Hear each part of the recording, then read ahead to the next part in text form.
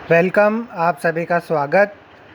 दोस्तों, कक्षा 6 का पाठ नंबर 10 गतियों के बारे में हम पढ़ रहे थे। किस प्रकार से विभिन्न जीव गति करते हैं और विभिन्न वस्तुएं गति करती हैं, तो ये सब हम देख रहे थे। और आज हम आगे इसको कंटिन्यू करते हैं।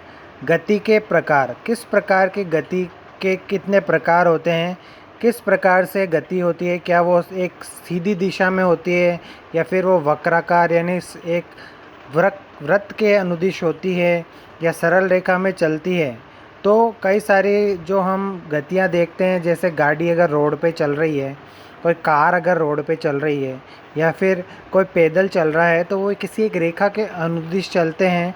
तो इस प्रकार की गति जो एक सरल रेखा में गति होती है, उसको सरल रेखीय गति कहते हैं।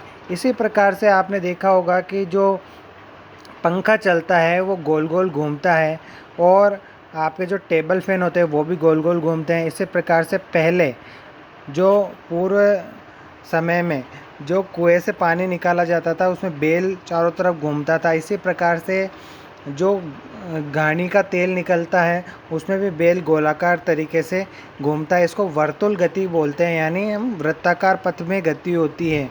इस प्रकार की गति को हम वर्तुल गति कहते हैं। इसी प्रकार से आप कई दूसरी गति के बारे में बात करें तो घड़ियों में पेंडुलम की जो गति होती है, मंदिर में जो घंटी बजती है, तबले के अंदर जो वाइब्रेशन होती हैं, कंपन होते हैं, वो भी एक तरीके की गति होती है। जिसमें हमारी जैसे पेंडुलम की बात करें तो एक निश्चित स्थान को वो जो वस्तु होती है वो बार बार काटती है, उस स्थान से गुजरती है। जैसे हम बात करें पेंडुलम की, तो वो एक निश्चित स्थान से गुजरता है बार बार, तो इस गति को हम गति कहते हैं। इसी प्रकार से चंद्रमा पृथ्वी के चारों ओर गति करता है। उसी प्रकार से पृथ्वी जो होती है वो सूर्य के चारों तरफ गति करती है और अपने अक्ष के चारों तरफ भी गति करती है। इसी प्रकार से तितली एक पुष्प के चारों तरफ मंडराती है। घोंगे जो होते हैं वो एक फर्श पर रेंगते हैं। नदी भी गति करती है, पानी बहता रहता है, समुद्र में मिलता है, उसकी भी एक गति होती है। इस प्रकार से कई सारी गतियाँ होती हैं। तो ये वर्तुल गति और आवर्ती गति के बारे में हमने देखा। 3 प्रकार की गतियाँ हमने पढ़ी दोस्तों। एक पढ़ी हमने सरल रेखीय गति, जिसमें वस्तु या फिर कोई भी जीव सजीव जो होता है वो एक रेखा के अनुदिश गति करता है। और दूसरी तरफ जो वृत्ताकार गति होती है, जिससे पंखे की गति है, ये एक वृत्ताकार पथ में गति होती है। इसी प्रकार से जो हमने तबला होता है, पेंडुलम होता है, वो एक निश्चित बिंदु के आसपास वापस गति करता है इसके दोनों तरफ, तो उसको आवर्ती गति बोलते हैं। तो इस प्रकार से हमने 3 गतियों का अध्ययन करा। आई होप दोस्तों आपको अच्छा लगा होगा ये वीडियो।